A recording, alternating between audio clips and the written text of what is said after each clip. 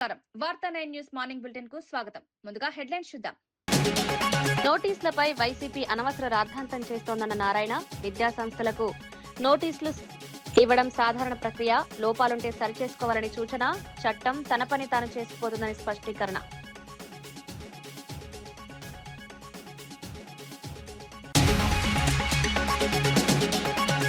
తెలంగాణలో బీఆర్ఎస్ పని అయిపోయిందన్న మహేష్ గౌడ్, పార్లమెంట్ ఎన్నికల ఫలితాలే నిదర్శనం, సంక్షేమ పథకాలను చూసి ఓర్వలేక విమర్శలు, కాంగ్రెస్ ప్రభుత్వం ప్రజల కోసం పనిచేస్తోందని వ్యాఖ్య.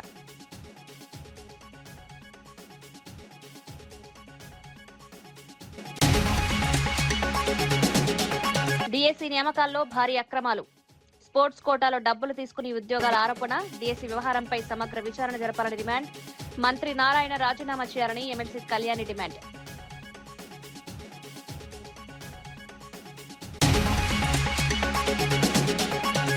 చిరంజీవిని కలిసిన బీజేపీ రాష్ట్ర అధ్యక్షుడు రామచందర్, మోదీ పాలన విజయాల పుస్తకం అందజేత, దేశాభివృద్ధి అంశాలపై చర్చ, ఇది మర్యాదపూర్వక భేటీ మాత్రమే అని స్పష్టీకరణ.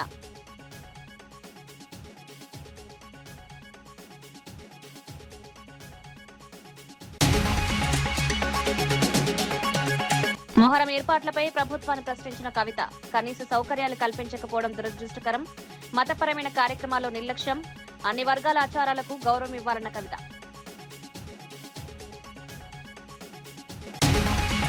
విద్యా సంస్థలకు అధికారులు నోటీసులు ఇవ్వడం సహజ ప్రక్రియనని మంత్రి నారాయణ స్పష్టం చేశారు.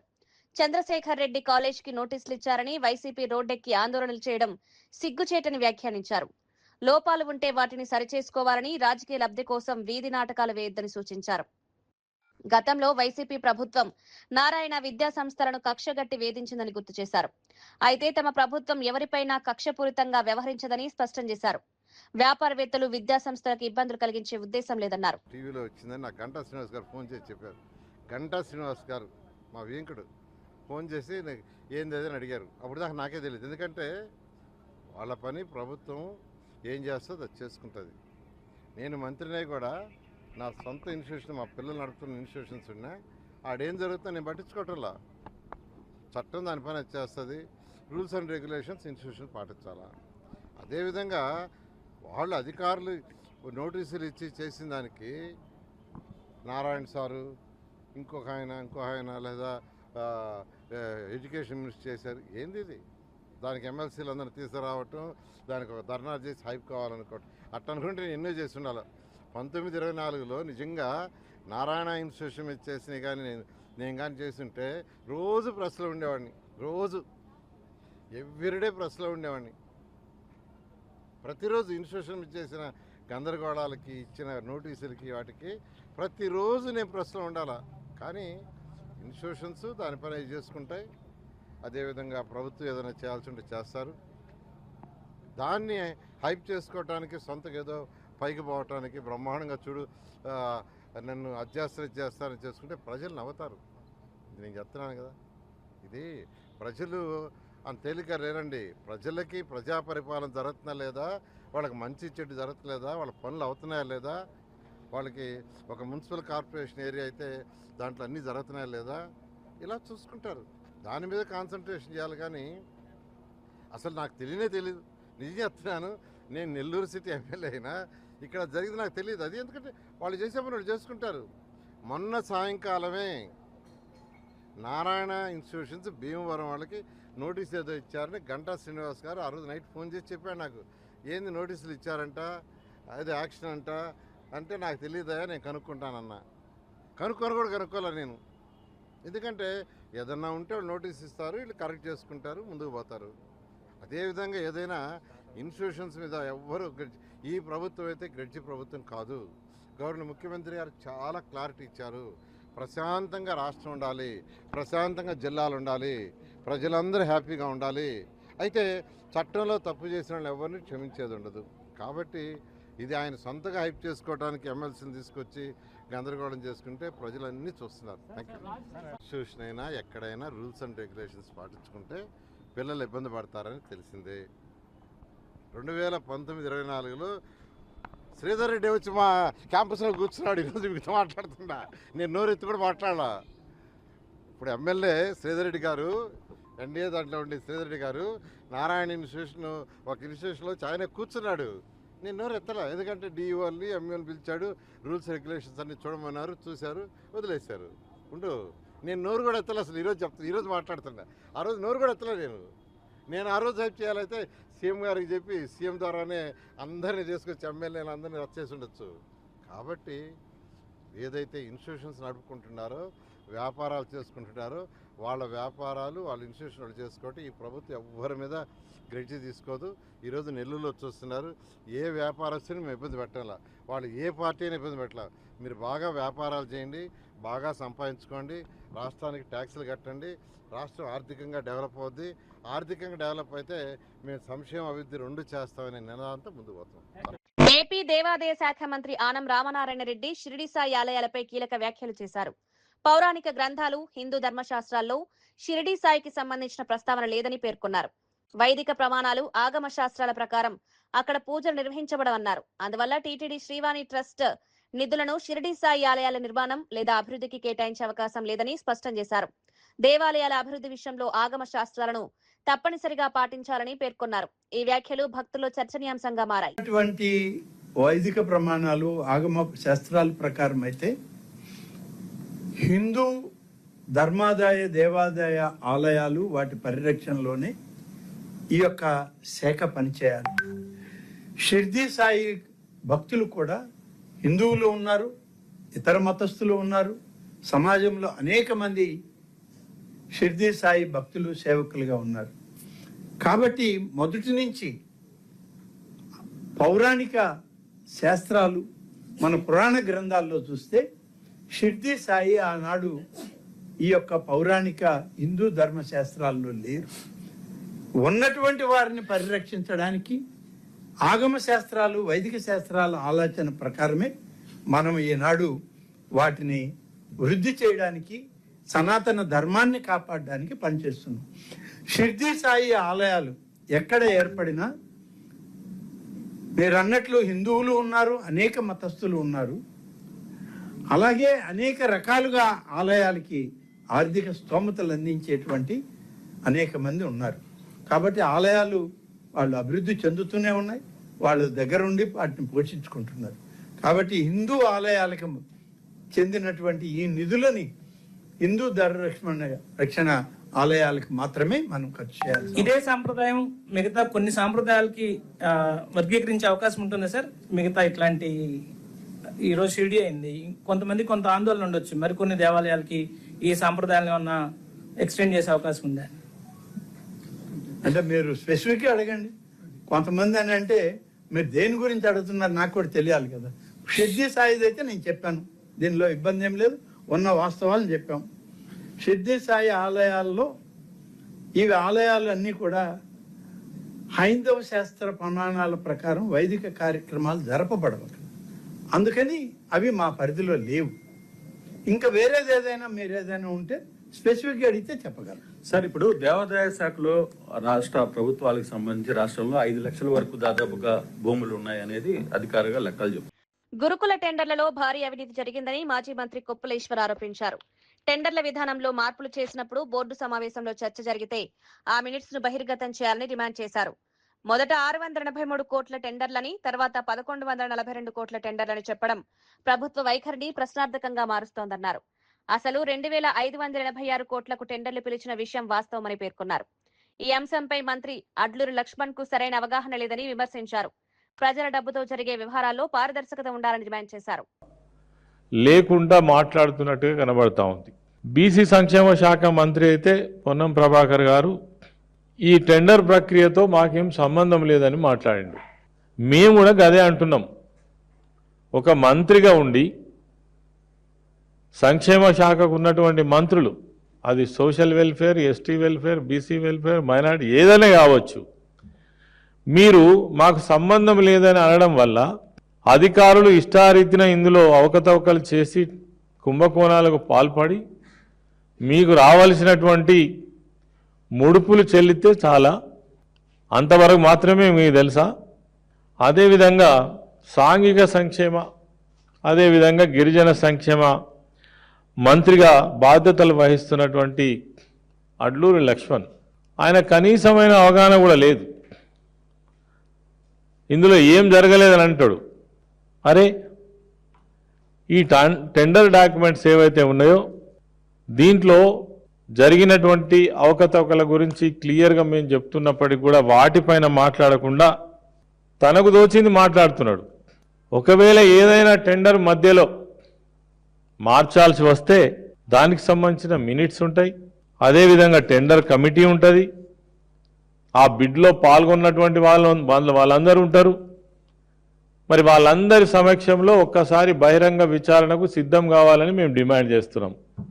అదేవిధంగా మా హయాంలో దళిత సోదరులకు కావచ్చు ఈ టెండర్ ప్రక్రియలో ఆనాడు పూర్తి స్థాయిలో విజయవాడ కృష్ణలంక సిఐ నాగరాజుకు మద్దతుగా స్థానిక ప్రజలు భారీ ర్యాలీ నిర్వహించారు. ఆయనపై చేసిన వ్యాఖ్యలు నమోదు చేసిన కేసులను తీవ్రంగా ఖండించారు. గత 3 ఏళ్లుగా గంజాయి, బ్లేడ్ బ్యాష్లపై కఠిన చర్యలు తీసుకున్న అధికారిగా నాగరాజు గుర్తింపు పొందారని తెలిపారు. ప్రజల కోసం 24 గంటలు పనిచేసే నిజాయితీ గల అధికారిపై కేసులు పెట్టడం సరైంది కాదన్నారు. ఇలాంటి అధికారులను ఇబ్బంది పెడితే చట్ట వ్యవస్థ దెబ్బతింటుందని హెచ్చరించారు. సిఐ నాగరాజును నిర్దోషిగా ప్రకటించి న్యాయం చేయాలని డిమాండ్ చేశారు. ఏ పోలీసుడండి 24 గంటలు ఇంటూ 7 పనిచేసే వ్యక్తి అది సిఐ గారు నాగరాజు గారు ఒక్కరేనండి. పొద్దునంతా యూనిఫామ్ వేసుకొని గవర్నమెంట్కి సేవ చేస్తే నైట్ బాబు యూనిఫామ్ ఇప్పి ప్రజల కోసం సేవ చేసే వ్యక్తి నాగరాజు గారండి. అలాంటి నాగరాజు గారి మీద మీరు అనుచిత వ్యాఖ్యలు చేయడం సమాన విషయం అయినా కాదు, అది మేము ఖండిస్తాము. సిఐ గారి మీద అనుచిత వ్యాఖ్యలు చేసి కేసులు కట్టడం కూడా అది దుర్మార్గం. మీరు ఖండించుకొని ఎవరు ఏంటి అనేది మీరు చూసుకోవాలి. ఇలా లాండ్ ఆర్డర్ వ్యవస్థ ఇలా దుర్వినియోగం చేస్తే ఇలాంటి సీఐల మీద కేసులు కడితే రాష్ట్రంలో ప్రతి ఒక్కరు ఎవరు కూడా బతకలేరు. మీరు అది నిర్ణయించుకొని మీరు గవర్నమెంట్ వారు సిఐ గారిని నిర్దోషిగా ప్రకటించాలని చెప్పి మేము కోరుతాం, డిమాండ్ చేస్తాం. మా ప్రజా సమస్యలను తెలుసుకునే వ్యక్తులు ప్రజాస్వామ్యంలో ఉంటే ఒక గవర్నమెంట్ ఎంప్లాయీ వ్యక్తి వచ్చి ప్రజాస్వామ్యానికి వ్యతిరేకంగా కాకుండా ప్రజల దుర్వినియోగం ఇచ్చేయకుండా ప్రజలు కాపాడే వ్యక్తి ఆ గవర్నమెంట్ ఎంప్లాయీ ఒకడే. అది పోలీస్ డిపార్ట్మెంట్లో హోంశాఖలో ఉన్న సిఐ గారు నాగరాజు లాంటి వాళ్ళని. ఇదే రాణిగారి తోటలో నా చిన్నప్పుడు నేను పల్లపరాజు గారిని చూశాను. ఆ పల్లపరాజు గారిని ధీటుగా తర్వాత మళ్ళీ చూడాల్సిన వ్యక్తి ఎవరైనా ఉన్నారంటే సిఐ నాగరాజు. అలాంటి సిఐ నాగరాజు గారి మీద మీరు అనుచిత వ్యక్తులు మీరు ఎప్పుడూ చూడకూడదు. అందుకనే మీరు ఖచ్చితంగా తగిన న్యాయం చేకూర్చాలని మేము ప్రభుత్వానికి డిమాండ్ చేస్తున్నాం ప్రజల తరపున. నా పేరు సాయి అండి. కాంగ్రెస్ నేత కోట నీలిమపై అనుచిత వ్యాఖ్యలు చేసిన బీఆర్ఎస్ నాయకుడు సురేష్ గౌడ్ను అరెస్ట్ చేయాలని కాంగ్రెస్ నాయకులు నిరసన చేపట్టారు. ఎస్ఆర్ నగర్ పోలీస్ స్టేషన్ సమీపంలో ఆందోళన నిర్వహించిన నేతలను పోలీసులు అదుపులోకి తీసుకుని సనత్ నగర్ పోలీస్ స్టేషన్ కు తరలించారు. మహిళా నాయకురాలిపై అవమానకర వ్యాఖ్యలు చేయడం తీవ్రంగా ఖండిస్తున్నామని కాంగ్రెస్ నేతలు పేర్కొన్నారు. మహిళలను గౌరవించని వ్యక్తిపై కఠిన చర్యలు తీసుకోవాలని డిమాండ్ చేశారు. చట్ట ప్రకారం సురేష్ గౌడ్ ను కోర్టులో హాజరుపరుస్తామని పోలీసులు తెలిపినట్లు వెల్లడించారు.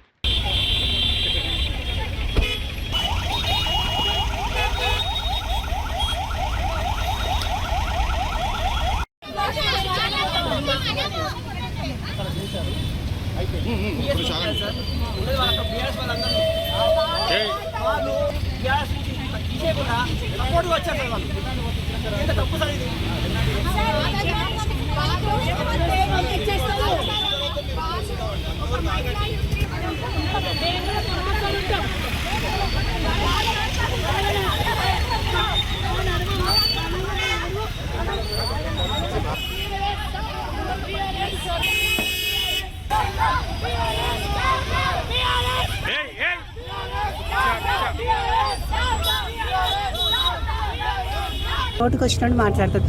ఈ సురేష్ గౌడ్ ఎట్లా అంటే అట్లా మాట్లాడారు ఒక మహిళ గురించి. ఇంకో మహిళ వచ్చి ఆయనకు సపోర్ట్ చేస్తుంది. ఇది ఎక్కడి వరకు సమంజసం? అరే ఆ సొంత పార్టీలో వాళ్ళ ఆడపడుచుకే రక్షణ లేదు, నోటికి వచ్చిన తిట్టిండ్రు, తీసేసిండ్రు ఆమెకు పార్టీలోకి వెళ్ళి. వేరే పార్టీ మహిళకి ఏమని రెస్పెక్ట్ ఇస్తారు వాళ్ళు? ఈరోజు మా సనత్ నగర్ కాన్స్టిట్యున్సీ ఇన్ఛార్జ్కే నోటికి వచ్చినట్టు మాట్లాడుతున్నారు. అంత పెద్ద గొప్ప మహిళకే మాకేముంటుంది ఇంకా రక్షణ? మాకు ఇలా బిహేవ్ చేస్తారు మాత్రం వాళ్ళు? మాకుందా? రోడ్డు మీద మాకు కూడా రేపు ఏమైనా చెప్పగలుగుతారు వాళ్ళు. దీనికి కట్టడి చేయడానికే ఫస్ట్ మేము ఎస్ఆర్ నగర్ పిఎస్లో కంప్లైంట్ ఇచ్చాము. వాళ్ళు లైట్ తీసుకున్నారు, తర్వాత ఎఫ్ఐఆర్ చేస్తానని చేయలేదు.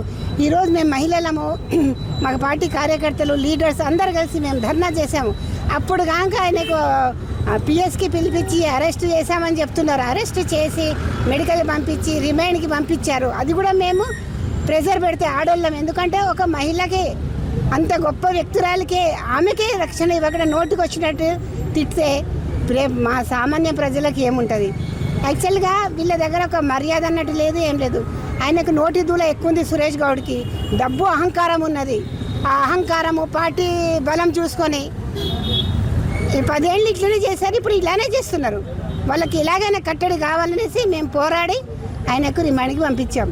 ఇంకా ఆయనకు జైలు వేస్తే మేము చాలా మహిళలందరూ చేస్తాం.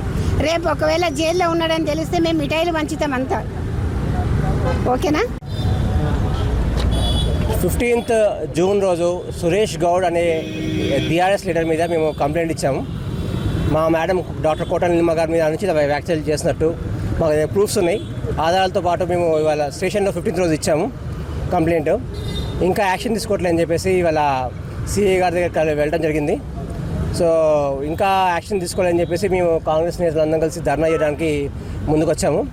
సో డిఎస్సి పరీక్షల్లో భారీ స్కామ్ జరిగిందని వైఎస్ఆర్సీపీ ఎంపీ మిథున్ రెడ్డి ఆరోపించారు. పేపర్ లీక్ చేసి మొదటి ర్యాంక్ సాధించిన వ్యక్తిని ప్రభుత్వం పక్కన పెట్టడమే లీకేజ్ కి నిదర్శనమన్నారు. పరీక్ష రాయకుండానే స్పోర్ట్స్ కోటాలో కొందరు ఉద్యోగాలు పొందారని విమర్శించారు.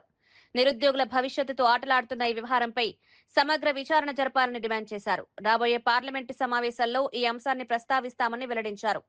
డిఎస్సి ఎంపిక ప్రక్రియలో పారదర్శకత లేకపోవడం వల్ల అనుమానాలు పెరుగుతున్నాయన్నారు. అన్యాయంగా అక్రమంగా పోస్టులు సంపాదించారు. అదేవిధంగా పరీక్ష రాసి స్పోర్ట్స్ కోటాలో తెచ్చుకోవాల్సిన జీవోని పరీక్ష రాయకుండా స్పోర్ట్స్ కోటా అని చెప్పి ఎక్కడ కూడా నేషనల్ ప్లేయర్స్ అందరిని కూడా పక్కన పెట్టి ఏదో స్కూల్ గేమ్స్లో పార్టిసిపేషన్ సర్టిఫికెట్లు ఉండే వాళ్ళందరినీ కూడా తీసుకొచ్చి ఈరోజు ప్రభుత్వ టీచర్ ఉద్యోగాలు ఇచ్చినారు. ఇది దారుణమైన స్కామ్. దీనిపైన విచారణ జరగాలని చెప్పి కూడా జగన్మోహన్ రెడ్డి గారు చెప్పారు. మేమందరూ కూడా అదే డిమాండ్ చేస్తా ఉన్నాము. రేపు పార్లమెంట్ సమావేశాల్లో కూడా ఈ స్కామ్ పైన, ఈ డిఎస్సి స్కామ్ పైన ఖచ్చితంగా మేము రేజ్ చేస్తాము. నీట్ ఎగ్జామ్ లో పేపర్ లీక్ అయిందంటేనే మళ్ళీ ఎగ్జామ్ రీకండక్ట్ చేస్తారు. ఇక్కడ అదే పరిస్థితి ఉంది. దీనిపైన కూడా పూర్తిగా విచారణ జరగాలని చెప్పి కూడా డిఎస్సి పైన విచారణ జరగాలని చెప్పి కూడా మేము కోరుతాం. తెలంగాణలో బీఆర్ఎస్ పార్టీ రాజకీయంగా ముగిసిపోయిందని టీపీసీసీ చీఫ్ మహేష్ కుమార్ గౌడ్ వ్యాఖ్యానించారు. ప్రజల ఆస్తులపై కన్నేసిన కారణంగానే ప్రజలు ఆ పార్టీని తిరస్కరించారని ఆరోపించారు. పార్లమెంట్ ఎన్నికల్లో 0 సీట్లు రావడం ప్రజల తీర్పుకు నిదర్శనమన్నారు. సీఎం రేవంత్ రెడ్డి నేతృత్వంలో అమలు చేస్తున్న సంక్షేమ పథకాలను చూసి ఓర్వలేక కేటీఆర్, హరీష్ రావు విమర్శలు చేస్తున్నారని మండిపడ్డారు. కాంగ్రెస్ ప్రభుత్వం ప్రజల కోసం పనిచేస్తోందని చెప్పారు. అభివృద్ధి, సంక్షేమ కార్యక్రమాల ఫలితాలు ప్రజలకు చేరుతున్నాయని పేర్కొన్నారు. 2023లో వారి అధికారులు దించేసి రేవంత్ రెడ్డి గారి నేతృత్వంలో కాంగ్రెస్ పార్టీ అధికారులు తీసుకొచ్చారు. దాని తర్వాత జరిగిన పార్లమెంట్ ఎన్నికలు 0 సీట్లు ఇచ్చినారు. అర్థం చేసుకోండి, తెలంగాణ రాష్ట్రంలో బీఆర్ఎస్ పార్టీ నౌకలు చెల్లిపోయినాయి. ఇవాళ 2.5 సంవత్సరాల కాంగ్రెస్ పార్టీ ఇస్తున్నటువంటి సంక్షేమం గిట్టని వారు, దాన్ని చూసుకొని తడుచుకున్న వారు రకరకాల ఆరోపణలు చేస్తారు. అది కేటీఆర్ కావచ్చు, హరీష్ రావు కావచ్చు, మిగతా టీఆర్ఎస్ నాయకులు కావచ్చు. విమర్శ చేసేటప్పుడు అది సహేతుకంగా ఉండాలి. అసలు ఎక్కడున్నారు కేసీఆర్ గారు? ప్రజాక్షేత్రంలో ముఖ్యమంత్రి తర్వాత ప్రతిపక్ష నాయకుడు అంత హోదా, అంతే బాధ్యత. ఆ బాధ్యత మర్చినారు. వీళ్ళు రోడ్డు పని తిరుగుతూ ఉన్నారు. ఏం చెప్పినా ప్రజలకి రావాల్సింది, ప్రజలు కోరుకున్నది ఇవాళ దొరుకుతున్నది. కాబట్టి క్షేత్రస్థాయిలో సామాన్యుడు కాంగ్రెస్ పార్టీ పట్ల సంతృప్తిగా ఉన్నారు. ఈ రాష్ట్రంలో ఏ ఎన్నిక జరిగినా, ఎప్పుడు జరిగినా కాంగ్రెస్ పార్టీ అత్యంత స్థానాన్ని గెలుచుకుంటుంది. బండి భగీరథ్ కోసం మహేంద్ర యూనివర్సిటీ ప్రత్యేకంగా పరీక్షలు నిర్వహించడం అనుమానాలకు తావిస్తోందని BRS general secretary RS Praveen Kumar ఆరోపించారు. చర్లపల్లి జైల్లోనే అంబేద్కర్ ఓపెన్ యూనివర్సిటీ పరీక్షా కేంద్రం ఉన్నప్పటికీ ప్రత్యేక ఏర్పాట్లు ఎందుకు చేశారో ప్రభుత్వం చెప్పాలని డిమాండ్ చేశారు. పోలీస్ భద్రత మధ్య పరీక్షలు రాయించే అవకాశం ఉన్నప్పటికీ అలా జరగలేదని పేర్కొన్నారు. బెయిల్ పిటిషన్ బయటకు వచ్చినప్పటికీ బెయిల్ ఆర్డర్ ఎందుకు బయటకు రాలేదని ప్రశ్నించారు. బండి భగీరథ్ ను రక్షించే ప్రయత్నం జరుగుతుందనే అనుమానాలు వ్యక్తమవుతున్నాయన్నారు. ఈ వ్యవహారంపై పూర్తి వివరాలు ప్రజలకు తెలియజేయాలని ప్రభుత్వాన్ని డిమాండ్ చేశారు. ఈ రోజు ఈయనకేంది ఇంటరిం బెయిల్ ఇస్తున్నారు? First point. సెకండ్ పాయింట్, లేదయ్యా ఈ ఎగ్జామ్ జైల్లో కూర్చొని రాయడానికి వీలు కాదు, దీనికి రకరకాల కార్యక్రమాలు ఉంటాయి, అందుకొరకు ఈయన యూనివర్సిటీ రాయాలంటే అప్పుడు ఏం చేస్తారంటే జైలు వాళ్ళు ఏం చేసినా కోర్టు పర్మిషన్తోనే చేయాలి. జైలు వాళ్ళు మా దగ్గర సెంటర్ పెట్టలేము అని చెప్పి ఒక అఫిడవిట్ ఫైల్ చేస్తే అప్పుడు కోర్టు వాళ్ళు మీరు ప్రిజనర్ను పొద్దున పోలీసు పహారాలో తీసుకొని పోండి, మహేంద్ర యూనివర్సిటీలో ఎగ్జామ్ రాయించండి, దాని తర్వాత ఎగ్జామ్ రాసిన వెంటనే మళ్ళీ జైలుకే తీసుకొని రండి అని చెప్తారు. మళ్ళీ 23 జూన్ నాడు మళ్ళీ పొద్దున తీసుకొని పోండి, 23 సాయంత్రం మళ్ళీ జైలుకే తీసుకొని రండి అంటారు. 24 అదే చేయమంటారు, 25 అదే చేయమంటారు. జనరల్గా జరిగే ప్రాక్టీస్ ఇదే. ఇందులో ఏది రూల్కి వ్యతిరేకంగా చెప్పడం లేదు నేను. లేకపోతే మహీంద్ర యూనివర్సిటీనే, అంబేద్కర్ ఓపెన్ యూనివర్సిటీ, ఉస్మాన్ యూనివర్సిటీలు ఏ విధంగా స్టడీ సెంటర్ పెడతారో అదే యూనివర్సిటీ అధికారులందరూ వచ్చి జైల్లో సెంటర్ పెట్టవచ్చు. ఏమున్నది, మంచి హ్యాపీగా రాసుకోవచ్చు. అదే కావేరీ బ్లాక్లో కూర్చొని చాలా హ్యాపీగా కూర్చొని రాసుకోవచ్చు. లేకపోతే జైలు సూపరింటెండెంట్ రూమ్లోనే మేము ఎంతమందిని చూడడానికి పోలేదు, చాలా బాగుంటుంది, టేబుల్ ఉంటుంది, చైర్ ఉంటుంది, చాలా చల్లగా ఉంటుంది వాతావరణం, అక్కడ కూర్చొని చాలా చక్కగా రాసుకోవచ్చు. ఏ డిస్టర్బెన్స్ ఉండదు, ఈ ట్రాఫిక్ రోదా ఉండదు, ఏముండదు. అంత ప్రశాంతమైన వాతావరణంలో ఇదే మహీంద్ర యూనివర్సిటీ పోయి అక్కడే రాయొచ్చు. కానీ ఇక్కడ ఏవీ జరగలేదు. నేను ఇవన్నీ మాన్యువల్ డౌన్లోడ్ చేసి వాటిని చూసి ఈరోజు నేను మాట్లాడుతున్నా. 2023 బ్యాక్లాగ్స్ ఎన్ని ఉన్నాయి, 2024 తెలంగాణ జాగృతి వ్యవస్థాపకురాలు కల్వకుంట్ల కవిత హైదరాబాద్ లోని చారిత్రాత్మక బీబీకా అలావాను సందర్శించి ప్రత్యేక ప్రార్థనలు చేశారు. అనంతరం రాష్ట్ర ప్రభుత్వంపై తీవ్ర విమర్శలు గుప్పించారు. మొహరం పండుగ సందర్భంగా కనీస సౌకర్యాలు కూడా కల్పించకపోవడం దురదృష్టకరమన్నారు. ఊరేగింపు, ఏనుగు వివాదంలో ప్రభుత్వం వ్యవహరిస్తున్న తీరు సరైంది కాదని విమర్శించారు. మతపరమైన కార్యక్రమాల నిర్వహణలో ప్రభుత్వం మరింత బాధ్యతగా వ్యవహరించాలని సూచించారు. అన్ని వర్గాల ప్రజల ఆచారాలకు గౌరవం ఇవ్వాల్సిన బాధ్యత ప్రభుత్వంపై ఉందన్నారు. మొహరం ఏర్పాట్లలో నిర్లక్ష్యం తగదని హెచ్చరించారు. Hussain Sahab, and we have to make sure that in Telangana and in India the development will only happen by cooperating with each other, by making sure that there is peace at all times among all the communities, and a very progressive thought process should be a part of our thinking and culture. And here in Telangana the Muharram arrangements have always been delayed by the Congress government. Every year unfortunately we had to remind them that you need to provide the elephant for the procession, you need to give facilities to the Ashur Khanas. It is unfortunate that such a huge gathering is there of the community and the government is not being able to provide minimum facilities. It should go through Green Channel.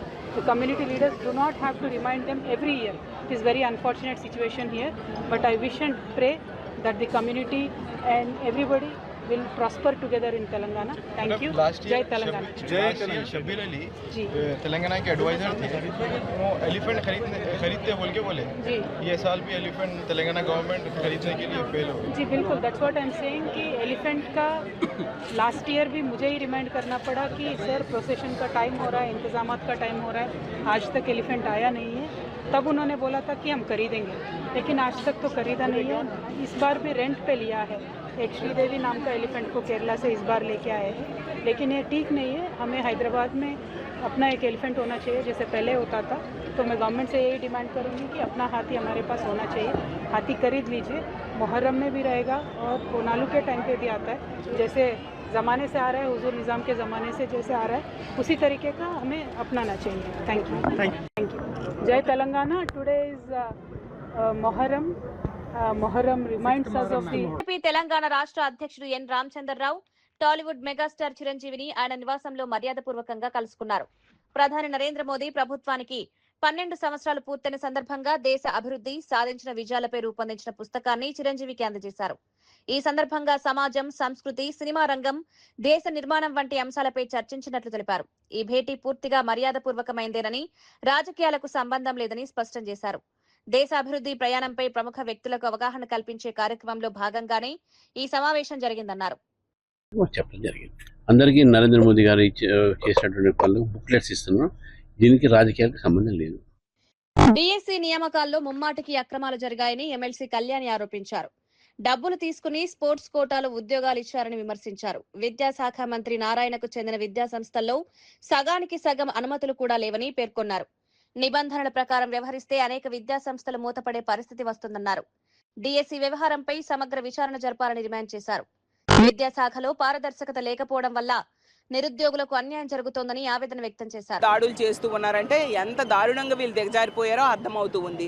Lokesh గారికి, నారాయణ గారికి ఒకటే చెప్తూ ఉన్నాను, నిజంగా మీకు చిత్తశుద్ధి ఉంటే CBI enquiry వేయండి, అంతేగాని ఇలాంటి వ్యక్తిగత వ్యాపార సంస్థల మీద దాడులు చేయించడం చాలా తప్పు. ఇదే ధోరణి రేపొద్దున మళ్ళీ 2029లో మా గవర్నమెంట్ రాబోతుంది. అప్పుడు మేము కనుక ఇదే ధోరణి కంటిన్యూ చేసి ఇలాంటి కక్ష సాధింపులు మేము కనుక చేస్తే మీ పరిస్థితి ఏంటి?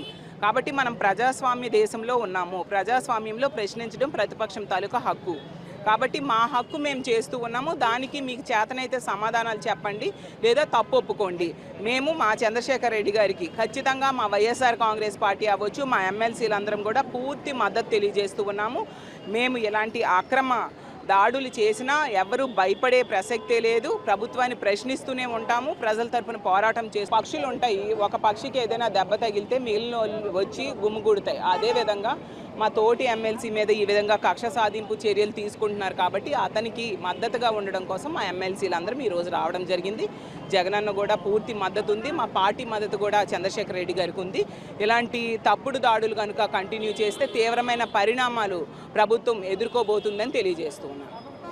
చంద్రశేఖర్ రెడ్డికి చెందిన చైతన్య విద్యాసంస్థలపై దాడులు చేయడం ప్రజాస్వామ్యంపై దాడేనని మాజీ మంత్రి కాకాని గోవర్ధన్ రెడ్డి ఆరోపించారు. కూటమి ప్రభుత్వం కక్ష సాధింపు రాజకీయాలకు పాల్పడుతోందని విమర్శించారు. వైసీపీ నాయకులు ఇలాంటి వేధింపులకు భయపడబోరని స్పష్టం చేశారు.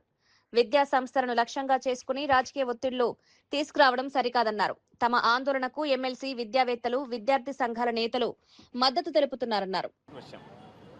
ఈరోజు కృష్ణ చైతన్య కాలేజీలకు సంబంధించి నెల్లూరు జిల్లాలో ఒక బ్రాండ్ ఉంది.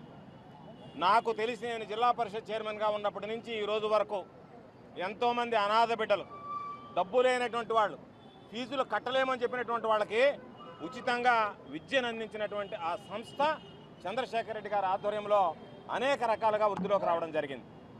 జనాలకు నమ్మకం కుదిరింది. బ్రహ్మాండమైనటువంటి నిష్ణాతులైనటువంటి ఉపాధ్యాయులు ఉన్నారు, టీచర్లు ఉన్నారు అనేటువంటిది కలిగిన తర్వాత అడ్మిషన్స్ పెరగడం ప్రారంభించింది. చంద్రశేఖర్ రెడ్డి గుణాలను చూసి నెల్లూరు జిల్లా ప్రజలు ఆకర్షింపబడ్డారు. ఎమ్మెల్సీ కన్నా ముందు ప్రతిష్టాత్మకమైనటువంటి ఈ జిల్లా రెడ్ క్రాస్ సొసైటీ చైర్మన్గా పనిచేశాడు. ఆ తర్వాత ఇండిపెండెంట్గా ఎమ్మెల్సీగా గెలిచిన తర్వాత జగన్మోహన్ రెడ్డి గారి పట్ల ఆకర్షితుడే వైఎస్ఆర్ కాంగ్రెస్ పార్టీలోకి రావడం జరిగింది. ఈరోజు వైఎస్ఆర్ కాంగ్రెస్ పార్టీ శాసనమండలి సభ్యుడిగా నెల్లూరు నగర నియోజకవర్గానికి ఇన్ఛార్జిగా వ్యవహరిస్తుంటే డిఎస్సీ మీద మిమ్మల్ని ప్రశ్నిస్తే వాటికి సమాధానం చెప్పేటువంటి ధైర్యం లేక, సమాధానం చెప్పలేక ఈరోజు ఆ విద్యా సంస్థల మీద దాడులు చేయడం అనేటువంటిది ఏమైనటువంటి చర్య. ఏది ఏమైనా తిరుపతిలో వైసీపీ నేత భూమన కరుణాకర్ రెడ్డిపై ఎమ్మెల్యే ఆరణి శ్రీనివాసులు తీవ్ర స్థాయిలో విమర్శలు గుప్పించారు. సాయి కృష్ణ వ్యవహారాన్ని వైసీపీ అనవసరంగా రాజకీయ కోణంలో చూస్తోందని ఆరోపించారు. తిరుపతిలో భూమన కుటుంబం కోట్ల రూపాయల ప్రజాధనం దోచుకుందని, వారి అక్రమాలు త్వరలోనే బయటపడతాయన్నారు. నగరంలో టీడీఆర్ బ్రాండ్ల కుంభకోణం కూడా వెలుగులోకి వస్తుందని పేర్కొన్నారు. తిరుపతిని గంజాయి కేంద్రంగా మార్చి యువతను మాదక ద్రవ్యాల బారిన పడేలా చేశారని ఆరోపించారు. కాపులను వెన్నుపోటు పొడిచిన పార్టీ వైసీపీనేనని విమర్శించారు. కాపుల సంక్షేమానికి కూటమి ప్రభుత్వం పూర్తిగా కట్టుబడి ఉందని స్పష్టం చేశారు. ముఖాముఖి జరపడం తెలిసిన విషయమే.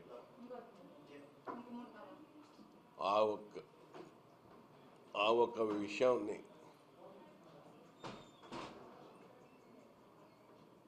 వైఎస్ఆర్ కాంగ్రెస్ పార్టీ కాపు నాయకులు కొంతమంది కోనసీమలో నిన్న రాష్ట్ర వ్యాప్తంగా వైఎస్ఆర్ కాంగ్రెస్ పార్టీలో ఉన్న మాజీ ఎమ్మెల్యేలు, మాజీ మంత్రులు, కొంతమంది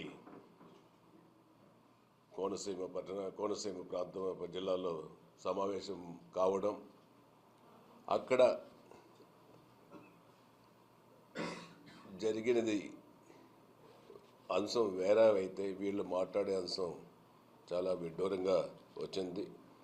అందులో ముఖ్యంగా కాపులకు ఎన్డీఏ కూటమి ప్రభుత్వం కాపుల సంక్షేమానికి కట్టుబడి ఉంది. దీంట్లో ఏమాత్రం అనుమానాలు లేవు. దాదాపు ఎన్డీఏ కూటమి ఎన్నికల్లో ఇచ్చిన వాగ్దానాలని, సంక్షేమ అన్నిటిని కూడా ఒకటి తర్వాత ఒకటి అమలు చేస్తూ ఉంది. ఈ 2 ఏళ్ల కాలంలో కూటమి ప్రభుత్వము ఎన్నికల మేనిఫెస్టోలో ఇచ్చిన అన్నిటినీ కూడా నిర్వహిస్తూ ఉంది. దాదాపు 90% అమలు చేయడం కూడా జరిగింది. కాపులను వెన్నుపోటు పోల్చిన చరిత్ర వైఎస్ఆర్ కాంగ్రెస్ పార్టీది. 2014, 2019లో అప్పటి తెలుగుదేశం ప్రభుత్వం రాష్ట్ర వ్యాప్తంగా కూడా కాపులకు మరిన్ని వార్తలతో మళ్ళీ కలుద్దాం. నమస్కారం.